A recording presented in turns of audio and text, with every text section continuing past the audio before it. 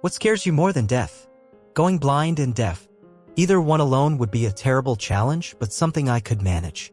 Nowadays, people live full lives even when completely paralyzed except for their heads. I could still watch TV, listen to music, hear stories, or have conversations. Hell, I could even play D&D if someone rolled the dice for me. But being both blind and deaf? I feel like I'd be completely isolated from everything and everyone. Being trapped in a dark void where you can see the world and the people around you, but they can't see or hear you. Also known as being the middle child. Being in deep ocean waters and not knowing what's lurking below, a shark, a whale, a giant fish, or a squid. My own terrified imagination would be worse than anything real. Just the thought of being in the water, surrounded by the vast unknown, sends chills down my spine. Dementia, brain cancer, Alzheimer's, anything that slowly destroys my mind. Even worse if I have moments of clarity where I realize what's happening to me. Still, Alice is an incredible book that shows just how terrifying Alzheimer's can be. I wonder if I can put this in my will. If I ever become a brain-dead vegetable, just lobotomize me with a shotgun. The death of my child. We almost lost them once.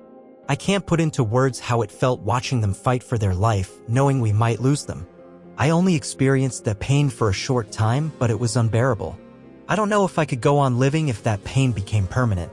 Yeah, I have that fear too. The mere thought of it fills me with anxiety. We lost my sister to cancer. She died when she was only 2 years old. Every time my own children turned 2, I felt this crushing anxiety, imagining what my parents had to go through. Going completely blind.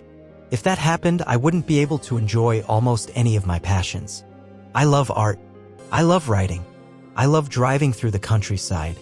I have no idea what I'd do if I couldn't see anymore.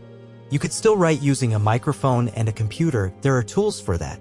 And you could still go for a drive in the countryside, though the ride might not last long. Being immortal, but still able to feel pain and burn in fire for eternity. How about being immortal but without eternal youth? You'd never die, but you'd keep aging forever, becoming older and older until you turn to dust, and even then, you'd still be alive. That sounds like hell. Dying alone. My grandfather died alone in a hospice during the COVID lockdown. That broke my family, especially because his wife, who had been with him for 66 years, couldn't see him in his final days. Spending the rest of my life working the same soul-crushing job as my mom for a company that doesn't care and leaving nothing behind. Being old, with bones so fragile that I can't do anything without breaking them. Slowly becoming terminally ill. If my quality of life reaches 0 and it's clear I'll never recover, just kill me. Give my organs to someone else. Save a life. I don't want to exist in constant pain, forcing my family to watch me waste away, knowing that's how they'll remember me. Let me go with dignity. Let me help others one last time. Living a life of suffering or living a life with nothing to enjoy.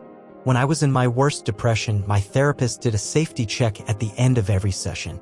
I had to explain that I didn't want to kill myself, I just didn't want to live anymore.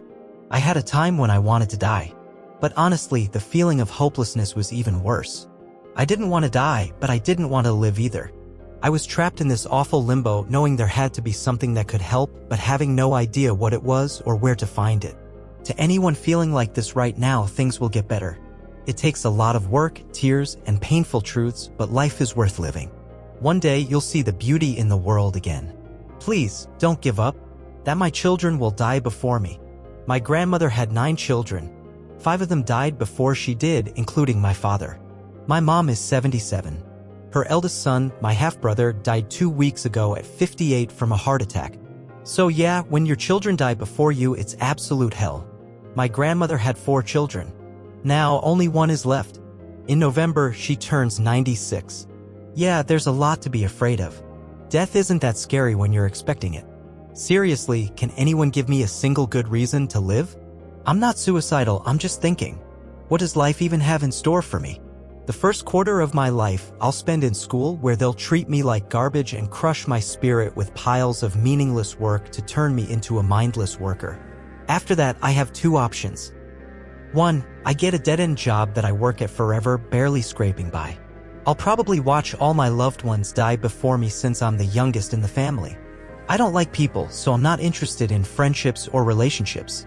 So, until I die, I'll just exist on a minimum wage paycheck, completely alone, with nothing to enjoy. 2. I get a good job, but it's still just another job. I'll be doing the same thing as in the dead-end job, just with slightly better conditions. So, which is better? Should I just relax and embrace the emptiness of death, or keep pushing through this pointless, miserable thing we call life? Honestly, life scares me more than death because I never know what new way it'll find to make me even more miserable. I have epilepsy. Some epileptics experience an aura at the start of a seizure, a strange mix of feelings like déjà vu or an out-of-body experience.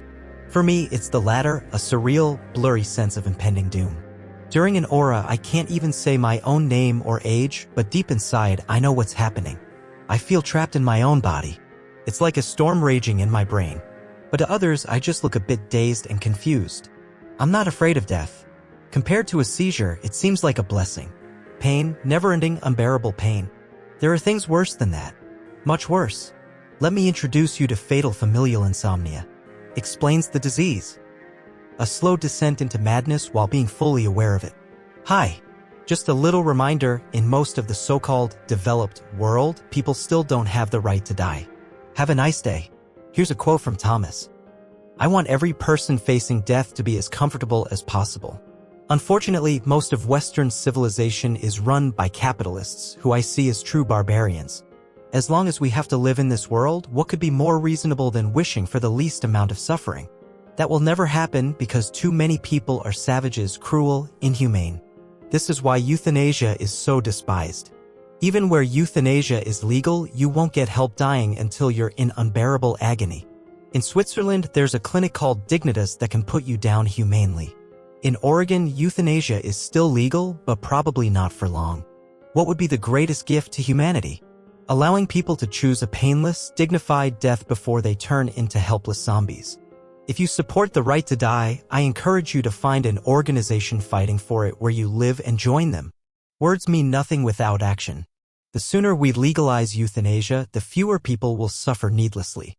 Thank you for watching. In the comments, tell us what scares you more than death. And don't forget to check out our other videos.